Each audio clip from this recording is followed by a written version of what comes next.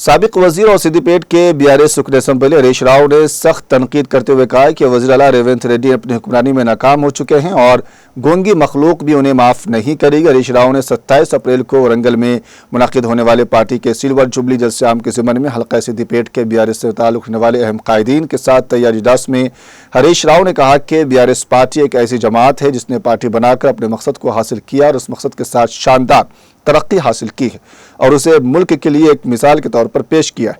उन्होंने याद दिलाया कि 2001 में केसीआर ने कोनईपल्ली वेंकटेश्वर स्वामी का आशीर्वाद और सिद्दीपेट के लोगों की नेक तमन्नाओं से गुलाबी परचम लहराया था।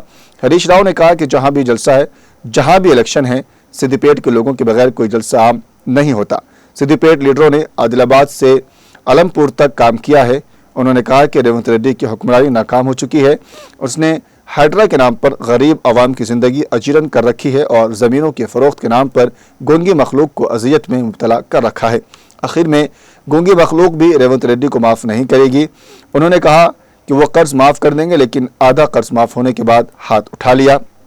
मानसून के मौसम में रैतु बंधु की तरफ से जमा की गई रकम 13,000 करोड़ थी, कर्ज की माफ़ी 14,000 करोड़ थी। इसका मतलब है कि रैतु बंधु कर्ज माफ़ी का निसफ हिस्सा बढ़ा दिया है। उन्होंने कहा कि वरंगल के जलसे आम में हुकूमत की नाकामी और अवामी मुखालिफ को बेनकाब किया जाना चाहिए। सिद्दीपेट हल्के से 20,000 से ज़्यादा लोगों को जमा करना चाहिए। बड़े पैमाने पर तहरीक चलाने की ज़रूरत है। सिद्दीपेट की अजमत को एक बार फिर उजागर किया जाना चाहिए। तलबा नौजवानों की क़ियादत में 1,000 अफराद का मार्च और 100 ट्रैक्टरों के साथ एक रैली निकाली जाए। हरीश राव ने 27 तारीख को पार्टी के क़याम के सिल्वर जुबली तकरीबात के मौके पर हर गांव और कस्बे में गुलाबी परचम लहराने का पार्टी कायदीन को मशवरा दिया है। इस प्रोग्राम में हल्के के बीआरएस से ताल्लुक़ रखने वाले अहम कायदीन ने भी शिरकत की।